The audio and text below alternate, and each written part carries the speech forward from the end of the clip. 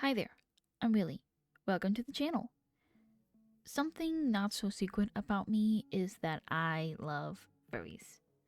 I think they are so much fun to make. They have opened me up to a whole new world of character design. They're great. Today's video, we're going to have some fun turning cookies into furries. For this video, I picked 3 cookies. A cookie and cream cookie, a shortbread linzer, and a frosted sugar cookie. I started with my thumbnails, of course, looking at their poses, figuring out what animals I wanted to do, and getting a general sense of their colors. For these cookies, I landed on a snow leopard, a bear, and a poodle. At first, I was going to go with a black cat for the not an Oreo character, but I decided to switch him up a little bit and go with a snow leopard instead.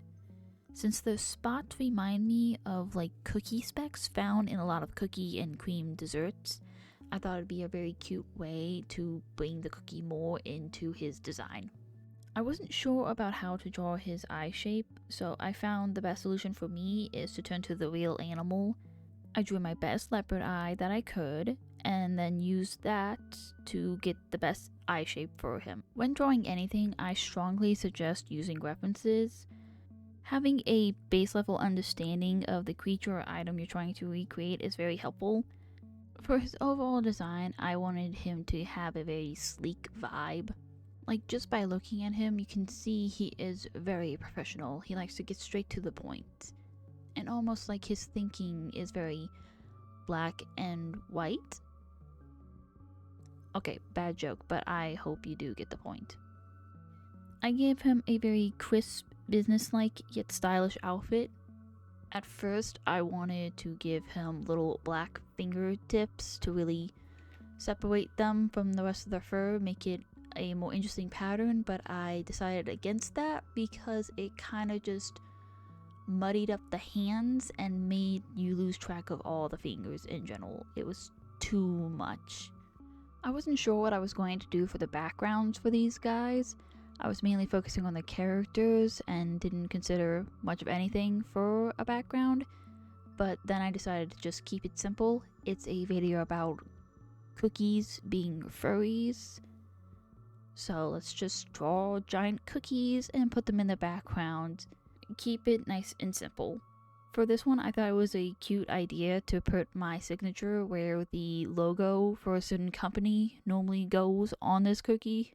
And with that, cookie number 1 is finished. Here he is in all his sleek glory. Next up is the shortbread linzer cookie, who I decided to make a cute little bear lady. When I was thinking about this idea and looking at the reference pictures, all I could think about was a cute yellow bear in a cottagecore dress and apron. So of course that's what I went with for her. I wanted her to look really warm and give grandmotherly vibes almost. Like a sweet lady who lives in a cozy cabin in the woods filled with retro grandma decor. And I think I did fairly well with that, even though she's not old enough to be a grandmother. She definitely gives the vibe of someone who is meant to become one. Like, you know, when she hits her 60s, she's gonna give all the youngsters as many treats as she wants. She's going to spoil them rotten. Outfit-wise, I gave her her cute cottagecore dress to be like the cookie base, and I made her apron to look like the jam filling.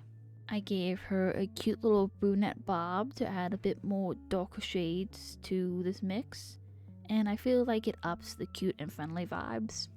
And of course, I had to give her a grandma style cookie tin. I added the linzer cookies to the background with some powdered sugar for an extra small touch, and she was all finished. The final cookie for this video is a frosted sugar cookie. I went with a fluffy pink poodle for this one. When I think about a frosted sugar cookie, the first thing that comes to mind is those packs that you find in the grocery store. A very pale, sometimes light tan cookie with brightly colored frosting covered in sprinkles. Like the ones that if you take one bite out of, you know you're gonna get a toothache. I chose a poodle because I like how their hair can be styled in so many different ways. And with this cutie's hairstyle, he gets to have little hair tufts on his wrists and ankles. The hair on the ankle is also giving leg warmers, and I love that. I think it really adds to the character a bit more. So as you can probably tell, the smoother fur is the cookie base. The fluffy pink hair is the frosting. So for the sprinkles, I gave them some decor clips. I'll admit, I didn't go as hard with the decor as I really wanted to. I had to tone it down some so he would actually look nice with the other two in a lineup. If he was a character on his own, I would have went so much harder with them. I gave him a simple but colorful outfit. I wanted the attention to mainly be on his hair and the decor. Speaking of the hair, this is probably the last time I will try and do poodle hair like this. I've drawn a poodle in the past and I much prefer how I did it back then. Rendering his hair was a bit of a nightmare for me because trying to get it to all like flow in a way that wasn't really ugly was kind of a pain in the butt. So I'm definitely gonna revert on my poodle hair rendering to a more simple version of this. But I do love how his hair turned out. It's very cute, it's very fluffy, and it looks fluffy. But it was not fun to get here. Overall, I think he turned out super cute and captured a sugar cookie energy pretty well. Also, he's kinda giving Pinkie Pie energy, which I'm not mad at. I kinda love it. I added a thick cookie to the background, and he was finished, wrapping up all three of the cookie trio. And here they are.